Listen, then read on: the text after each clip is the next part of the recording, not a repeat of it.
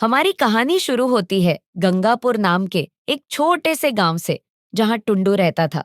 टुंडू का पूरा नाम था त्रिलोकनाथ तिवारी, लेकिन गांव वाले उसे टुंडू ही कहते थे, क्योंकि उसका दिमाग उतना ही खाली था जितना उसका पेट भरा रहता था। टुंडू की जिंदगी का एक ही मिशन था, कम मेहनत ज्यादा मस्ती। लेकिन किस्मत ने उसका साथ देने में हमेशा कंजूसी की। एक दिन टुंडू बाजार से लौट रहा था, पॉकेट में 5 रुपए और मन में ढेर सारे सपने ले। रास्ते में उसे एक पुराना सा मेला दिखा, जहां एक बूढ़ा जादूगर अपनी दुकान सजाए बैठा था। जादूगर की दाढ़ी इतनी लंबी थी कि टुंडू को लगा शायद ये अपनी दाढ़ी से रस्सी बनाकर चांद पर चढ़ जाता होगा। ए बाबा, क्या बेच रहे हो? टुंडू ने पूछा, आंखों में चमक लिए। जादुई सामान बेटा। जादूगर ने रहस्यमयी अंदाज में कहा।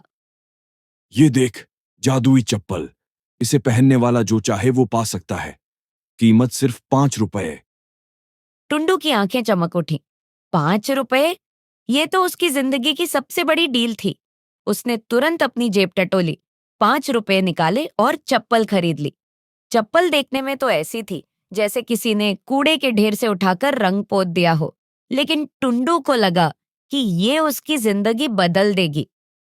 जादूगर ने हंसते हुए कहा, बेटा, इसे पहनकर जो मांगोगे वो पूरा होगा। बस ध्यान रखना, जो मांगो सोच समझ कर मांगना।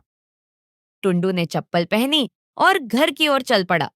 रास्ते में उसे अपने पड़ोसी भूरेलाल की याद आई, जो हमेशा अपनी नई साइकिल के साथ टुंडू को चिढ़ाता था। टुंडू ने सोचा, क्यों ना इस चप्पल का टेस्ट लिया जाए?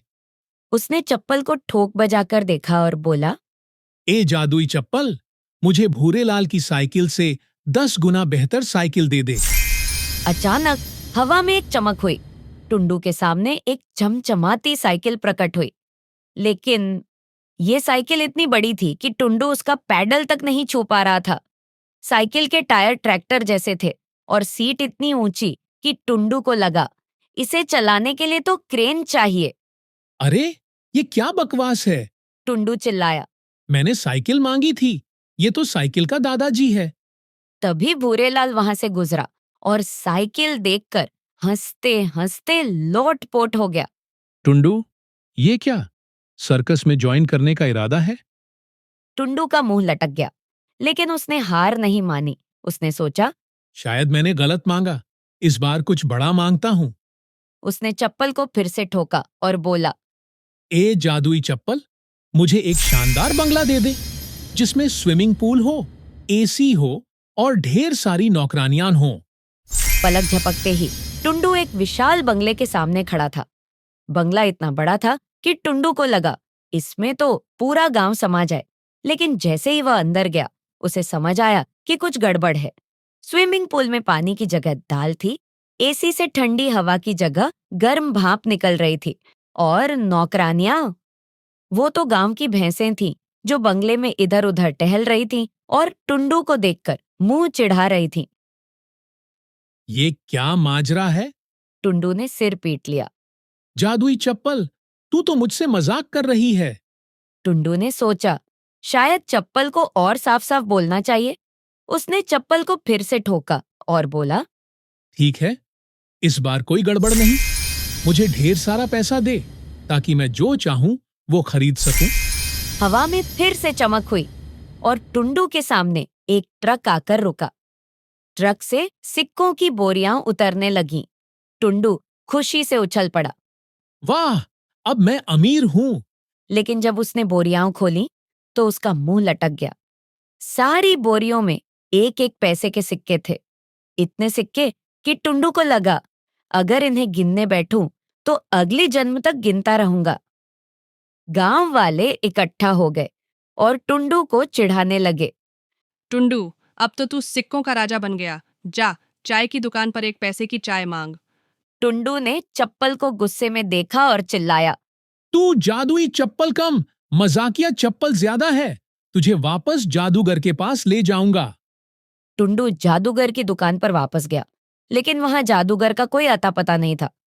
बस एक तख्ती थी जिस पर लिखा था, जादुई चप्पल की गारंटी, जो मांगो वही पाओ, लेकिन जैसा सोचो वैसा नहीं।